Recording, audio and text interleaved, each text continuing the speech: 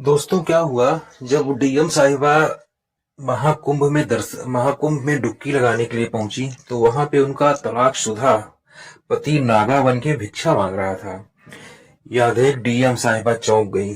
दोस्तों, यह सच्ची घटना हमारे मध्य प्रदेश के जबलपुर की है।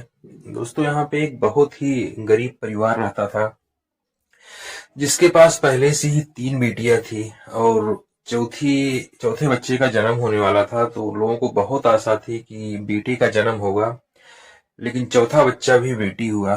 तो उनके घर परिवार में बिल्कुल मायूसी छा गई।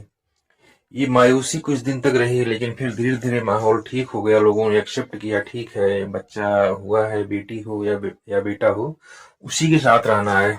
तो दोस्तों, इस बेटी का नाम रानी रखा गया, जो अपने 3 बहनों से छोटी थी। दोस्तों, रानी के पिता एक किसान थे और खेतों में ही मेहनत करके अपने परिवार का भरण पोषण किया करते थे। गरीबी बहुत ज्यादा थी। तो स्टार्टिंग में इन्होंने बच्चों को पढ़ाया लिखाया, अपनी चारों बेटियों को पढ़ाया लिखाया। और रानी भी क्लास 10th में आ गई और उसी टाइम उसके लिए एक रिश्ता आया। रानी की उम्र उस समय 16 साल थी और जो रिश्ता आया था वो थोड़ा सा ठीक ठाक फैमिली के थे, पैसे वाले थे। तो इसलिए रानी के पिताजी ने सोचा कि हमारे पास तो दहेज देने के लिए कुछ है नहीं। तो इस समय आपको पता है कि दहेज बहुत बहुत चल रहा है, लोगों को दहेज की बहुत मांग होती है। बिना दहेज के लड़कियों की शादी होना बड़ा मुश्किल हो जाता है। अभी भी मतलब बहुत जगह ऐसी है जहाँ पे दहेज की बहुत मांग होती है। तो यही सोच के रानी के पिताजी को लगा कि घर भी अच्छा है, परिवार भी अच्छा है, छोटा परिवार भी है, तो रानी के लिए सही रहेगा। तो उन्होंने यही सोच के रिश्ते के लिए हाँ बोल दिया। लेकिन जब यह बात रानी को पता चली तो वो बहुत दुखी हुई, क्योंकि वो नहीं चाहती थी कि अभी मेरी शादी हो। पढ़ने में भी रानी बहुत अच्छी थी, तो इसलिए वो अपना ध्यान पूरा पढ़ाई में ही लगाना चाहती थी। रानी की माँ को भी थोड़ा सा अभी अच्छा नहीं लग रहा था कि अभी हमारी बेटी 16 साल की है, पढ़ने में भी अच्छी है, स्कूल में अपने क्लास में अव्वल है, अभी इसको पढ़ाना चाहिए। लेकिन रानी के पिताजी ने रानी की माँ को समझाया कि आप सोचिए, हमारे पास कुछ है नहीं देने के लिए, लड़के अच्छे परिवार से हैं, लड़के के फादर की सरकारी जॉब है, अच्छी सैलरी आ रही है, और तो हमें ये रिश्ता जो है छोड़ना नहीं चाहिए। तो ये सोच के रानी की माँ को भी लगा कि शायद कुछ हद तक रानी के पिताजी सही बोल रहे हैं।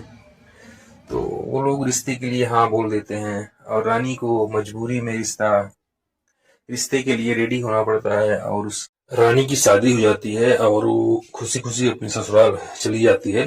और ससुराल में अपने सास ससुर और पति की सेवा करती है, जो मतलब जैसे कि एक बहू अपने सास ससुर की सेवा करती है, बिल्कुल उसी तरीके से वो ससुराल में रम जाती है। और जब ये बात रानी की स्कूल के टीचरों को मालूम पड़ती है कि रानी की शादी हो गई, तो उसके टीचरों को भी थोड़ा सा अच्छा नहीं लगता है, दुखी होते हैं वो, और रानी के घर पे आते हैं, उनके पिताजी से बात करते हैं कि आपको रानी की शादी अभी नहीं करना चाहिए था, क्योंकि रानी पढ़ने में बहुत होशियार है और वो बहुत आगे तक जाएगी अगर आप थोड़ा सा ध्यान देंगे उसका। तो रानी के पिताजी भी बोलते हैं कि देखिए साहब, हम बहुत गरीब परिवार से हैं और अच्छे रिश्ते हमें नहीं मिलते हैं इतने आसानी से। रिश्ता हमें अच्छा मिल गया, इसलिए हमने रानी की शादी तय कर दी। तो टीचर बोलते हैं ठीक है, लेकिन आप जो है रानी की पढ़ाई कंटिन्यू आगे बढ़ाते रहिएगा, क्योंकि वो बहुत ही होशियार लड़की है, पढ़ने में वो बहुत आगे जाएगी। तो उसके पिताजी कोई संतोषजनक मतलब कोई ऐसे जवाब नहीं देते, बोलते हैं ठीक है, अब तो उसके ससुराल वाले ही देखेंगे, हमारे पास इतना पैसा नहीं है कि मैं आगे की पढ़ाई उसकी करा सकूं।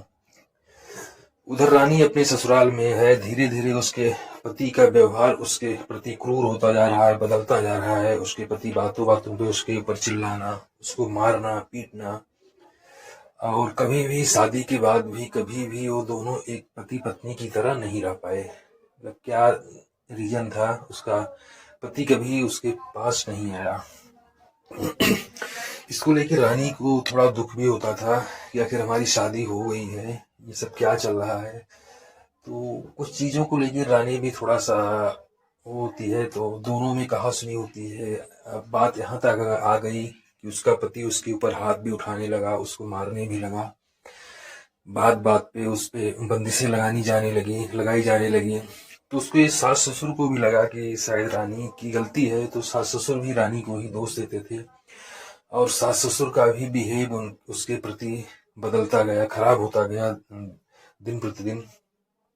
और रानी को समझ में नहीं आ रहा था कि मैं अब क्या करूं, आखिर मेरी जिंदगी तो बिल्कुल नरक बन जा रही है।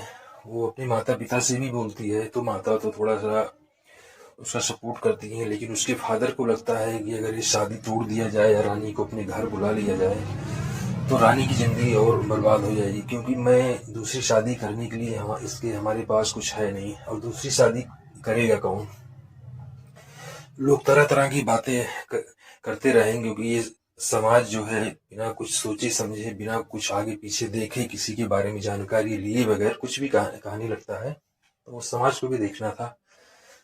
तो रानी के पिताजी बोलते हैं, बेटा अब तुम्हारी शादी हो गई है, उन्हीं के साथ आपको रहना पड़ेगा, और आप अपने रिश्ते को उनसे मिलके ही सुधारिए तो आपके लिए बेहतर होगा।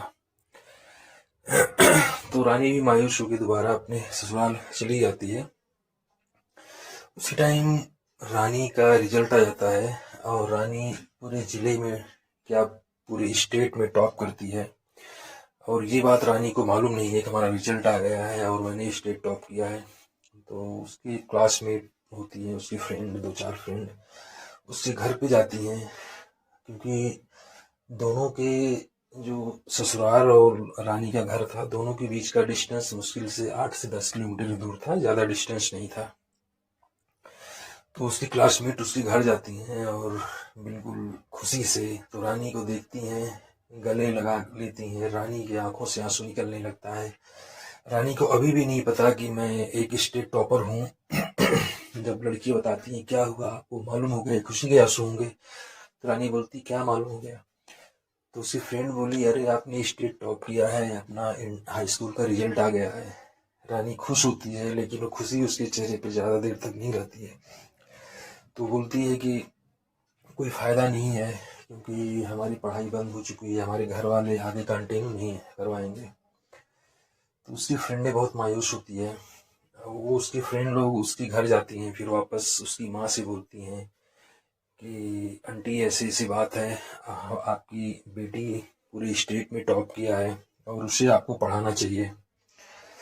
ये सुनकर उसकी माँ को भी लगता है कि शायद कुछ बदल जाए आगे। तो वो जाके उसके ससुराल में, रानी के ससुराल में बात करती है कि बेटी को हमें आगे पढ़ाना चाहिए, लेकिन उसके घर वाले साफ मना कर देते हैं कि नहीं, ये पॉसिबल नहीं है, हम लोग इनको आगे कंटिन्यू पढ़ा नहीं पाएंगे। घर की बहुएं पढ़ाई करने के लिए नहीं, घर की बहुएं घर का काम संभालने के लिए होती हैं और अपने सास ससुर और पति की सेवा करने के लिए होती हैं। उनकी लाइफ वहीं तक है। तो रानी को बहुत दुख होता है ये सुन के, और साथ में उसकी मम्मी को भी बहुत दुख होता है। लेकिन उसकी मम्मी एक फैसला लेती है जो आज की माताओं के लिए, आज की माओं के लिए एक एग्जाम्पल है।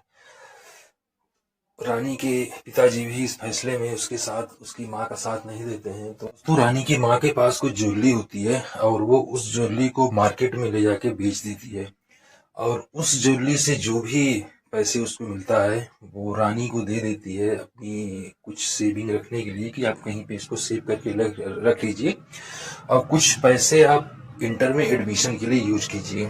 तो रानी वही करती है, इंटर में एडमिशन ले लेती है। लेकिन उसके घर वाले बिल्कुल इच्छुक नहीं थे, उसके घर वालों को नहीं था कि आगे की पढ़ाई करे, इसलिए उसके घर वाले और भी उससे रूडली बिहेव करने लगे। बाकी समय निकलता गया, रानी इंटर में भी स्टेट ना टॉप करके डिस्ट्रिक्ट टॉप किया, जिले की टॉपर बनी। और इसके बाद उसको लगा कि मैं यहाँ पे रुक के उस हिसाब से पढ़ाई नहीं कर पाऊंगी, क्योंकि ससुराल वालों के ताने और पिताजी की इच्छा भी नहीं थी कि ये कुछ ऐसा करे, अपने ससुराल वालों के अगेंस्ट जाके पढ़ाई करे। वो बिना किसी को बताए, अपने माँ बाप, अपनी माँ को भी नहीं बताती है और घर छोड़ के चली जाती है। वो दिल्ली में बीए में एडमिशन लेती है, और वहाँ पे ऐसे ही थोड़ा कोचिंग वगैरह पढ़ा के बच्चों को, क्योंकि पढ़ने में बहुत ही ज़्यादा होशियार थी, तो उसे कोचिंग में पढ़ाने में कोई दिक्कत नहीं होती थी। वो बड़े बड़े बच्चों को भी कोचिंग में पढ़ाने लगती है, उससे उसका खर्चा निकलने लगता है, और साथ में बीए भी शुरू कर देती है और अपना आईएएस पीसीएस की तैयारी भी स्टार्ट कर देती है। तो एक बार उसके स्कूल में एक फंक्शन होता है और वहाँ पे जिले की डीएम आती हैं, जो कि वो भी लेडीज थी, और उनकी भी कहानी बहुत ही संघर्षपूर्ण थी। वो भी बहुत गरीब घर से थी, संघर्ष करके ही वो आगे बढ़ी थी। तो उस इवेंट में वो डीएम साहिबा अपने जीवन की कठिनाइयों को बताती हैं कि मैं क्या क्या कठिनाइयां झेल के यहाँ तक पहुंची हूँ। तो रानी को लगता है कि तो हमारी लाइफ से मिलती जुलती डीएम साहिबा की लाइफ है। वो बहुत ही इम्प्रेस होती हैं डीएम साहिबा से और उनसे मिलने का मौका ढूंढने लगती हैं। तो डीएम का भी ध्यान इनके आगे इनके ऊपर एक आध दो बार जाता है, तो वो लोगों से अलग दिख रही थी। होता नहीं है, किसी चीज को पाने की एक ख्वाहिश, एक ललक होती है, तो आदमी का इम्प्रेशन कुछ और होता है। तो डीएम साहब को लगा, तो डीएम साहब जब जाने लगी तो रानी भी उनके पीछे पीछे उनका पीछा करती रही। डीएम साहब अपनी गाड़ी रुकवा के उस लड़की को बुलाती है, बोलती है क्या हुआ, मैं देख रहा हूँ, मैं देख रही हूँ इवेंट में भी जब आप बैठी थी तो बिल्कुल आप शांत नहीं थी ना। मैं समझ सकती हूँ कि आपके अंदर कुछ चल रहा है, क्या बात है बताइए, कोई दिक्कत है, कोई परेशानी है। तो बताती है कि मैम आपकी कहानी सिर्फ मुझसे बहुत मिलती जुलती है, मेरी भी शादी क्या, इसे बाल विवाह ही मानिए। 16 साल की उम्र में मेरी शादी हो गई और मैं आगे पढ़ना चाहती थी, लेकिन मुझे वो पढ़ने का मौका नहीं दिया गया, तो मैं घर छोड़ के भाग आई हूँ और यहाँ पे मैं सेल्फ कोचिंग बच्चों को दे के और खुद आईएएस पीसीएस की तैयारी कर रही हूँ। तो मुझे थोड़ा सा टिप्स दे दीजिए एक दो, क्योंकि आप भी उसी नाव पे चढ़ के आई हैं जिस नाव पे मैं हूँ इस समय। हो सकता है मेरी लाइफ में कुछ काम दे। तो उसको अपनी गाड़ी, रानी को डीएम साहिबा अपनी गाड़ी में बैठा के 1 से 1.5 घंटे बातचीत करती हैं और उसको कुछ चीज़ें बताती हैं कि आपको ऐसे ऐसे तैयारी करनी होगी, लेकिन सफ़र बहुत लंबा है और बहुत कठिनाइयों भरा है ना। तो रानी बोलती हैं कि मुझे सफ़र कितना भी कठिन हो, जब मैं इतना बड़ा फैसला लेके घर से लोगों को छोड़ के आ गई हूँ, तो मुझे अपनी मंजिल तक जाने से कोई नहीं रोक पाएगा। और मैं जब तक अपनी मिशन को नहीं हासिल कर लेती, अपना सपना नहीं पूरा कर लेती, तब तक मैं वापस नहीं आऊंगी। इसे सुनकर डीएम साहिबा भी बहुत खुश होती हैं और उनसे बोलती हैं, अपना नंबर देती हैं कि कभी भी कोई दिक्कत हो बेटा आप मुझे फ़ोन कीजिएगा, और कभी भी कोई यहाँ पे दिक्कत हो या कोई परेशानी हो, आपको किसी सपोर्ट की ज़रूरत, आपको कोई फाइनेंशियल इशू हो, तो आप मुझे बताइएगा। मैं ऐसे बच्चों की हेल्प करने में मुझे बहुत अच्छा लगेगा, जो कि लाइफ में आगे बढ़ना चाहते हैं। तो उसी दिन से रानी का मनोबल और ऊंचा हो गया और वो अपने आप को आईएएस बनते हुए देखने लगी, सपने देखने लगी कि मैं आईएएस बन गई हूँ। उसी सपनों के साथ उसकी जर्नी शुरू होती है और इसी समय उसकी मुलाकात एक लड़के से होती है। वो भी खास बहुत ही गरीब परिवार का था, वो भी आईएएस पीसीएस की ही तैयारी कर रहा था और दोनों आपस में ही मिलके तैयारी करना शुरू कर देते हैं। दोनों में प्यार भी हो जाता है, लेकिन दोनों डिसीजन लेते हैं कि ये प्यार हम अपनी मंजिल पाने के बाद ही इस प्यार को अंजाम देंगे। दोनों एग्री होते हैं, लेकिन लड़के का मन थोड़ा सा भटक जाता है और उसका मन थोड़ा सा कम पढ़ाई में लगता है, लेकिन रानी अपनी दृढ़ संकल्प पे अटल रहती है और वो आगे ही बढ़ती जाती है। दोस्तों फाइनली अब एग्जाम की बारी आती है और धीरे धीरे प्री मेंस और रिटर्न सब ये क्वालिफाई कर लेती है रानी। इसके बाद इंटरव्यू में जाती है, इंटरव्यू में भी अच्छा परफॉर्म करती हैं और इंटरव्यू में ही रिजल्ट पॉजिटिव ही आता है। और जब उनको मालूम होता है कि आज रिजल्ट आ गया है और उस रिजल्ट की सूची में यूपी कैडर में सबसे टॉप पे जिस बच्चे का नाम था वो रानी थी, और लोगों की खुशी का कोई ठिकाना नहीं रहता है, बहुत खुश होते हैं।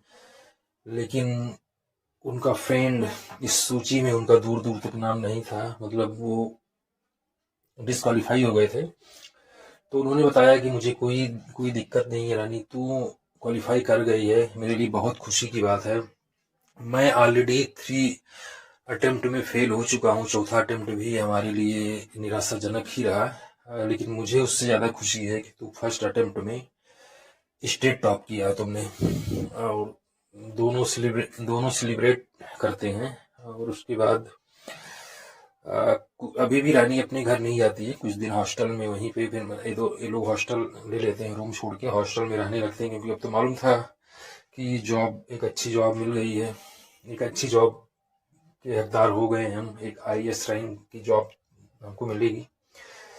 आराम से दोनों लोग हॉस्टल में रहना शुरू कर देते हैं। उसके बाद पोस्टिंग के लिए आता है, तो इनकी पोस्टिंग यूपी में होती है। और ड्यूटी ज्वाइन करने के पहले ये अपने घर जाते हैं और अपने माता पिता से मिलने के लिए। लेकिन 6 साल के लंबे अंतराल पे मिलने के बाद इनके माता पिता तो फर्स्ट टाइम में इनको पहचान ही नहीं पाते हैं। पहचानने के बाद उनकी आंखों से खुशी के आंसू निकल आते हैं। और फाइनली लोगों के में खुशी की लहर हो जाती है कि बेटा हमारा सफल हुआ है, बेटा हो या बेटी हो, सभी जैसे होते हैं। अब जाके उनके घर वालों को ये चीज मालूम होता है, उन्हें एहसास होता है कि बेटा और बेटी में अंतर नहीं करना चाहिए। और उनके पिताजी माफी भी मांगते हैं कि बेटा मुझसे गलती हो गई, ये समाज हम लोगों को मजबूर कर देता है, ना चाहते हुए भी हमें इतना कठोर और इतना गलत फैसले लेने पड़ते हैं। क्योंकि समाज में कुछ कुरीतियां ऐसी हैं जो अभी भी हमारा पीछा नहीं छोड़ रही हैं। तो रानी बोलती है, पिताजी मैं समझ सकती हूँ और मुझे उन सब का कोई गिला शिकवा नहीं है। बाकी की लाइफ हम लोग अब यहाँ पे नहीं बिताएंगे, इस घुटन भरी जिंदगी से आप लोगों को भी हम लेके जाएंगे बाहर। और ये लोग चले जाते हैं प्रयागराज। और कुंभ मेले के लिए रानी की माँ बोलती है कि बेटा कुंभ में मुझे गंगा जी में डुबकी लगानी है। तो वो अपने माता पिता को कुंभ मेले में डुबकी लगाने के लिए ले जाती हैं। और नदी के पास ही, गंगा जी के पास ही, संगम के पास ही एक नागा साधु दिख जाते हैं। और नागा साधु भिक्षा मांग रहे थे। और जैसे ही रानी को देखते हैं, क्योंकि वो तो भभूत वगैरह लगाए थे, जो हमारे बाबा का जो वेशभूषा होता है वो उसी वेशभूषा में थे। तो जाके वो रानी का पैर पकड़ लेते हैं। रानी बोलती हैं, बाबा जी ये आप क्या कर रहे हैं, आप छोड़िए मेरा पैर, मुझे तो आपसे आशीर्वाद लेना चाहिए, आपका पैर छूना चाहिए। तो तुरंत बाबा जी जाते हैं, नदी के पानी से अपना मुंह धुलते हैं, राख हटाते हैं। और रानी भी पहले ही झलक में उनको पहचान जाती है और पूछती है, आप नागा साधु बन के यहाँ पे क्या कर रहे हैं। तो वो बोलते हैं कि रानी तुम्हारे जाने के बाद मुझे एहसास हुआ, हमारे माँ बाप को भी एहसास हुआ कि हमने एक अच्छा इंसान खो दिया। तुम्हारी कमी हम लोगों को बहुत खली, हमने तुम्हें बहुत ढूंढने की कोशिश किया, तुम्हारे घर पे भी ढूंढा, कहाँ कहाँ नहीं ढूंढा, लेकिन तुम कहीं नहीं मिली। मेरी मानसिक स्थिति खराब होती चली जा रही थी। तो मैंने डिसीजन लिया कि मुझे अध्यात्म की राह पे जाना होगा, मुझे मोह माया से कोई मतलब नहीं रह गया था। फिर मैं साधु बन गया और एक नागा साधु बन गया, अपना पिंडदान करके मैं आया हूँ। क्योंकि एक नागा साधु पिंडदान करने के बाद ही नागा बनते हैं। तो रानी को भी बहुत दुख होता है, बोलता है रानी बोलती है, ठीक है आप मुझसे माफी मत मांगिए, क्योंकि ये नियति का खेल था। अगर आप मेरे साथ ऐसा बिहेव नहीं किए होते, आपके मम्मी पापा मेरे साथ ऐसा बिहेव नहीं किए होते, तो शायद मैं आज यहाँ पे ना होती, मैं आज वहीं पे होती, उसी घर में होती। ये नियति का खेल है, ये सब ऊपर से लिखा पड़ा है, इसलिए हम आज इस रूप में आमने सामने हैं। उसके बाद रानी भी अभी तक शादी नहीं की थी, क्योंकि उसका पहले पति से तलाक नहीं हुआ था। फिर तलाक की सारी कार्रवाई होती है, पहले पति से वो तलाक लेती हैं, दोनों खुशी खुशी तलाक दे देते हैं। और रानी तलाक के बाद फिर अपने पुरुष मित्र से जाके शादी करती है और अपनी जिंदगी में आगे बढ़ती है। दोस्तों आज की घटना आप के लिए बहुत ही प्रेरणादायक हो सकती है, क्योंकि हमें मालूम है आज भी हमारे यहाँ कुरीतियों का अंबार है। आज भी लोग समाज के डर से ऐसी गलतियां कर देते हैं जो हमारे बच्चों के फ्यूचर के लिए बहुत ही हानिकारक होती, क्योंकि हर कोई रानी नहीं होता, हर कोई इतना कड़ा डिसीजन नहीं ले पाता है। लोग घुटन भरी जिंदगी जीते रहते हैं, कुछ तो आत्महत्या कर लेते हैं। तो ये इस सच्ची घटना से मैं आप लोगों को एक ही मैसेज देना चाह रहा हूँ कि आप लोग कृपया सोचें। किसी समाज आपके पास अगर कुछ नहीं होगा तो समाज आपको नहीं देगा। दोस्तों, बच्चे आपके हैं, डिसीजन आपको लेना है। अगर आपके बच्चे नालायक निकल जाएंगे तब भी समाज आपको ताने देगा। अगर आपके बच्चे पढ़ लिख के आगे निकल जाएंगे तो समाज आपकी तारीफ करेगा। तो जब भी आपके पास साथ पॉजिटिव चीजें होंगी समाज आपकी तारीफ करेगा, अगर नेगेटिव चीजें होंगी तो समाज आपकी बुराई करेगा। तो डिसीजन आपको लेना है कि उस पॉजिटिव चीज को पाने के लिए आपको कौन सा डिसीजन लेना चाहिए। काश अगर रानी को उनके घर वाले अच्छे से पढ़ाई कराए होते तो भी रानी उस पद पे जाती जहां पे वो आज है, वो वहां पे जाती। लेकिन उसे इतना संघर्ष नहीं करना पड़ता, उसे वो दिन नहीं देखने पड़ते, उसे अपनों से दूर नहीं होना पड़ता। तो इस घटना को सुनाकर, इस घटना को आपके सामने लाने का मेरा उद्देश्य किसी की भावनाओं को आहत करना नहीं है, किसी को दुख पहुंचाना नहीं है। इस घटना को आपके सामने लाने का मेरा उद्देश्य यही है, आप सचेत रहिए, सुरक्षित रहिए और खुश रहिए। जय हिंद, जय भारत।